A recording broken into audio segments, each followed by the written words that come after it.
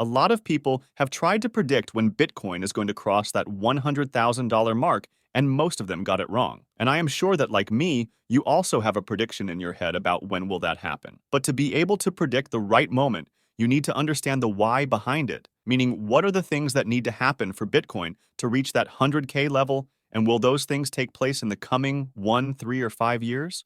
These events that move the price of an asset are called catalysts. And for Bitcoin, there are three major catalysts that have the possibility of moving Bitcoin in 2024. Bitcoin is a lot like other assets in the sense that a good amount of its price is affected by what people think of Bitcoin. I mean, do diamonds really cost this much when we can make them for half, if not lower their price in a lab? It's all about what people feel when they see and own a real diamond. And similarly, Bitcoin has a public image, and it took a big hit in 2022. Firstly, Russia banned Bitcoin from being used as a method of payment in any transactions. Secondly, despite being one of the biggest crypto exchanges in the world, Binance paused processing any withdrawals. Moreover, soon after that, Celsius Network, which was a big name in the crypto market in the US, also paused withdrawals and then was charged with securities fraud, wire fraud, and commodities fraud, which is one of the reasons why it went bankrupt in the same year. And everyone knows about the famous failures of Sam Bankman Fried and his company FTX. I think you get the point.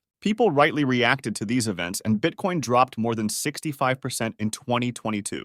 But things started to change in 2023, and Bitcoin is headed to the moon again. The most important thing which leads to this price increase is the rumors of a spot ETF being approved. I have talked about this ETF in detail in previous videos, which are linked below in the description. But what this ETF does for the public image of Bitcoin is unique and can be very beneficial. The stamp of approval from the SEC will give Bitcoin an increase in goodwill, which investors are very eagerly waiting for. But this hasn't happened yet in 2023, so the people buying and selling Bitcoin have the strong feeling that this will take place in 2024, which means they are willing to factor in that decision made by SEC and what it might do to the price while they trade it today. And it's worked wonderfully so far, as Bitcoin has increased more than 150% year to date. On top of the potential approval of the first Bitcoin ETF in America, there are two other factors which are guaranteed to affect its price, and one of the most important is Bitcoin halving. If you don't know what that means, then don't worry as I will explain it. You might have heard about the term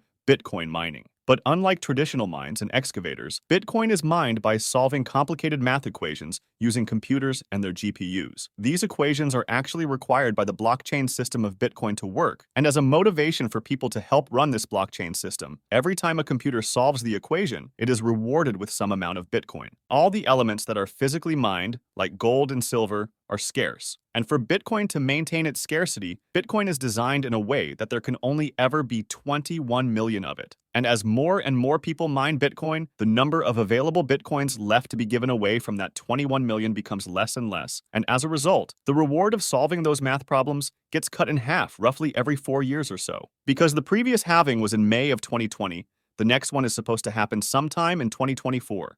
So as it's about to become twice as hard to mine a new Bitcoin, it will be more scarce. And this increased scarcity will increase the demand and price for the existing Bitcoins. And all of this is perfectly timed with the changes coming in interest rates. We know that the Feds have been increasing rates to counter inflation for over a year now. And it's about time they start to reduce the rates as things are starting to look normal and the economy is going back to its pre-COVID state. Federal rates have a huge impact on Bitcoin's prices. When the federal rates are high, investors tend to move their money out of volatile assets like crypto and equities and put it in relatively safer assets like bonds and treasury bills. They do so because they know they can make a solid guaranteed return with very little risk, and thus it is not worth taking the risks of volatile crypto and equity markets only to make a couple percentage more than they would make in bonds. But on the other hand, when the federal rates are low, those guaranteed assets don't give as high a return as they once did, so it makes sense people move money back into volatile equity and crypto markets so that they can have a potential of a higher return.